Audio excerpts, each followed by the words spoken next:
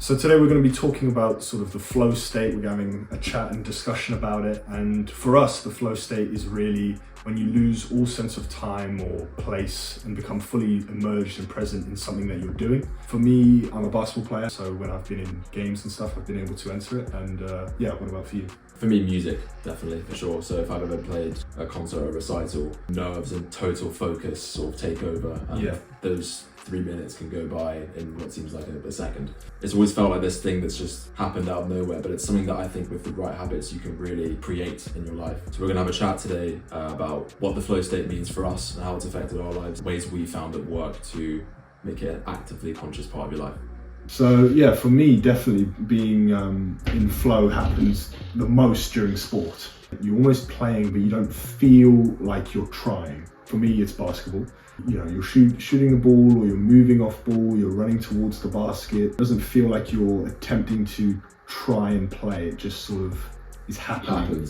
I guess it's that presence of mind as well, right? Yeah. Because you're so present in that moment, your mind creates time. Time is not a thing. There is only now. You know, the past and the present are just, you know, projections from your mind. So when you're in flow state, you are truly present. Yeah, you know. A really key part to being like that is to have no self-consciousness. There's a big element of the flow state is confidence, and that's why when we say something's too difficult, you're anxious, and too easy, then you're bored. Yeah. If you're anxious, you're thinking about the future. Yeah. If you're bored, you're thinking about what's just happened and dwelling on the past. So to be present, you need to be in that middle ground. It's so down to picking a goal that's like well suited for your abilities. So in your experience, how has happiness played a role in the flow state? You can encourage happiness by sort of feeling in control.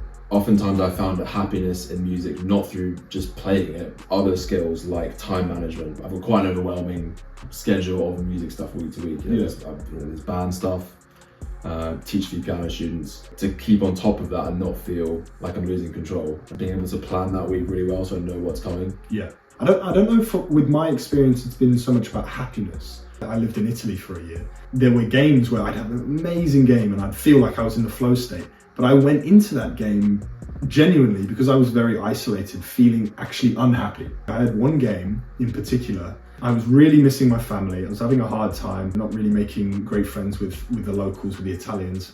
I've heard that before from people who go abroad. Locals can be a bit, And I remember I was just genuinely like unhappy going into that game. I don't even really want to play right now. I literally felt like that. I don't even really want to play. But once the game had started, because I became sort of so present, focusing solely on the game, that sort of really led to me having, you know, then an amazing game and, you know, we won and stuff. It's almost like emotions are no longer there for me. Yeah, no, absolutely. Your brain doesn't devote any power to it. No, I don't even think about it. To the game. I'm guessing there's times you've been in the flow state in a game, but still been frustrated. You know yes, yeah. Oh my God, when you're totally locked in, but you're having kind of negative emotions as well. Yes, you get annoyed or you get angry at a ref or something, but then you almost then lock back in. If not more focused than before. And that ability to lock back in is another crucial part of the flow state, because how can you be in the flow state if your brain has learned to be easily distracted by things? And this happens so much with phones, I think. For sure. It's a lot easier to stay in the flow state 200 years ago when you didn't have this thing in your pocket right there offering an alternative. You know, people were a lot more present, and you can see it in our generation a lot. So when you're talking about the false flow state, what do you mean? You can, in the same way you can lose hours playing a piano recital or doing a basketball game, you can lose hours at a slot machine or scrolling. In the exact same way, because it meets the exact same prerequisites, right? To be in the flow state, your ability needs to be well aligned with the difficulty of the task, and there's no easier task than pressing a button and spinning away. It can lower you into this completely unproductive false flow state or even hypnosis. It's literally it's achieving nothing. It's like your brain being tricked. If you're a brilliant opera singer and you're midway through singing a verse, you become so sort of in flow and in the moment, whereas when you're on your phone, it's the same thing, but unlike being an opera singer, you're wasting time when your phone's rolling. She's entertaining 1,000 people. And you know, critics are scrambling away. You know, no one's watching you scroll on your phone like, oh my God.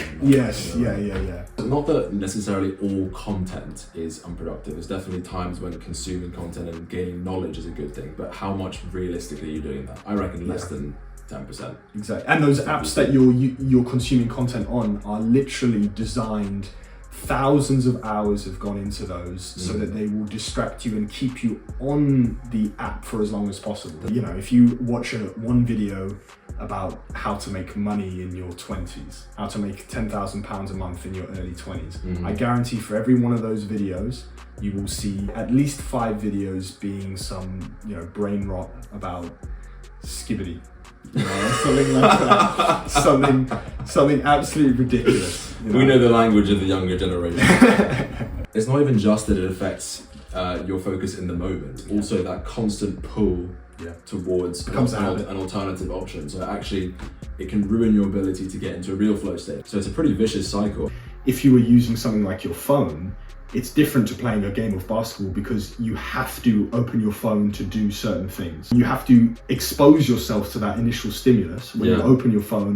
You have to shoot a hoop to open like a bathroom door or something. Exactly. To open your emails. Exactly. You have you have 50 loads of notifications when you first open your phone. You know, reminding you of 50 different things you need to get done before you even start your day. And I guess you can put like screen time restrictions in, right? You can create friction in the device, treating it like smoking or alcohol, trying to just remove stimulus and like dumb it down and stay away from the bar, stay away from the pub. How great would it be if you could go to the pub but not have an alcohol problem, but you can still enjoy the social aspect? Yeah, exactly.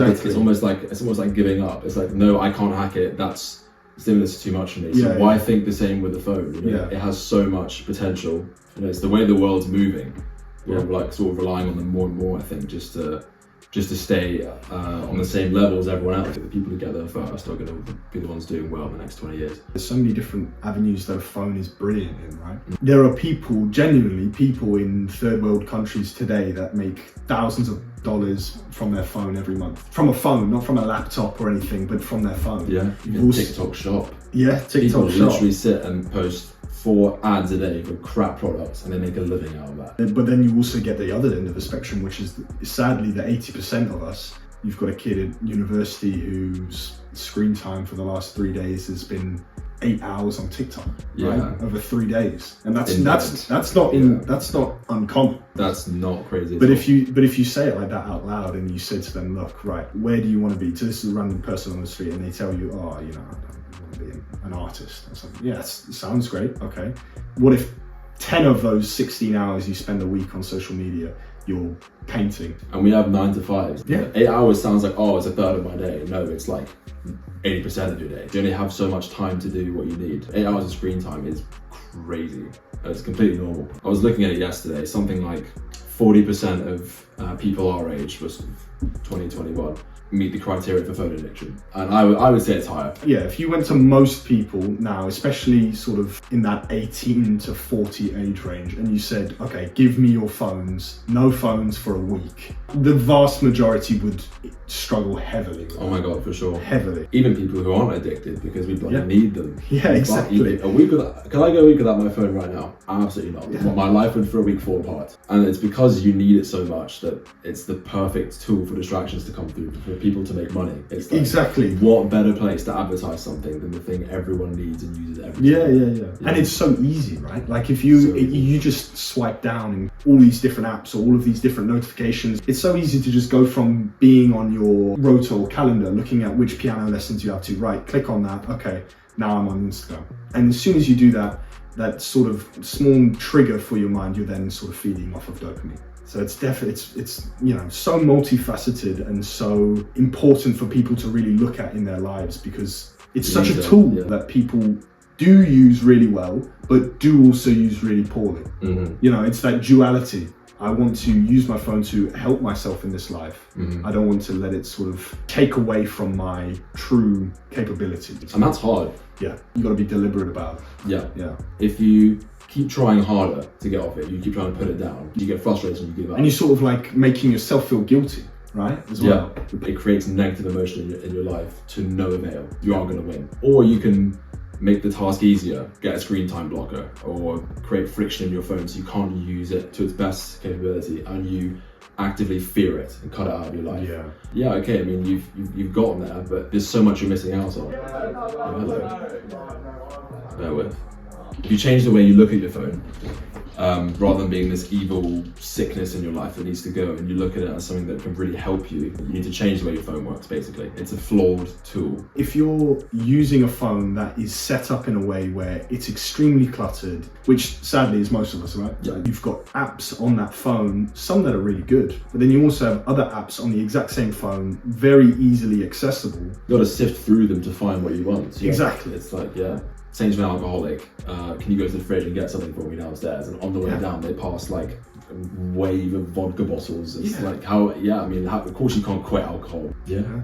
It's a weird analogy, not sure where to go from there, but yeah. Where did our vision for helping others around this topic sort of begin? We had that whole conversation pretty much in the kitchen. Start talking about how great it would be to have a phone that was less distracting and dumbed down. The more we spoke about it, the less inspiring that became, and the more we realised what a shame that is. We started thinking about how we can turn your phone into a more productive device, and the sort of features and you would have to add, the obstacles you'd have to come over with it being so hard to change how a phone works. Every sort of workaround that we came up with, I got a little buzz. Is that possible? Can you do that? I know my phone for sure. I'd love for my phone to work differently. So it's a great thing to have such a personal motivation for an idea. It really is, this sort of thing is a movement, right? And you can not only impact our lives, that's why we were trying to think of ways that we could make our phones less distracting and more productive. How awesome would it be that there's a growing population of people that rather than spend 4 hours a day on social media, they realize actually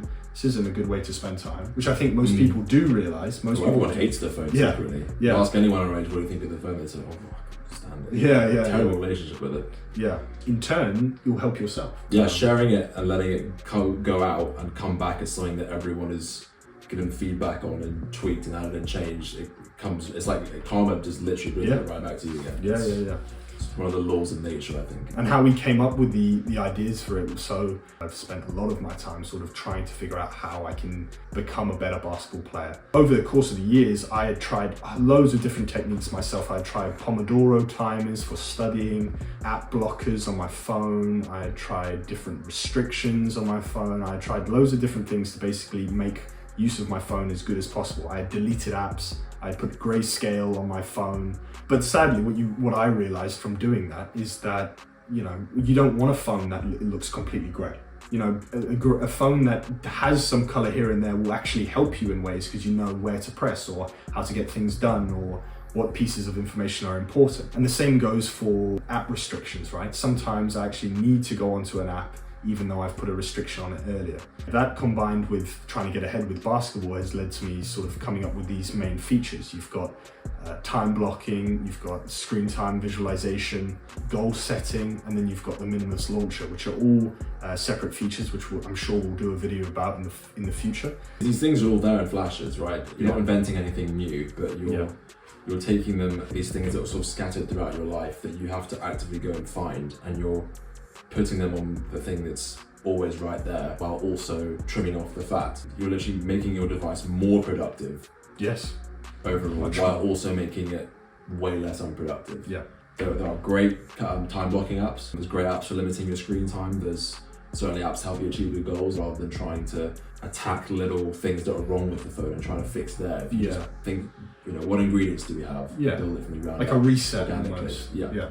Well, I hope you guys have enjoyed sort of our discussion of the flow state and what we're doing here at Flowstate. And we're trying to obviously launch an app, and any sort of help or feedback that you guys have. And if you're interested in it, then there's going to be a link in the description, I'm sure, to join sort of like the beta testing, not only to sort of help you guys the most, but also to see what people actually want for the app. Yeah, I mean, we can guess. We can think our best guess based on our own lives, but everyone has different goals and different screen time habits and would benefit from having a phone a specific way in very different ways. Yeah.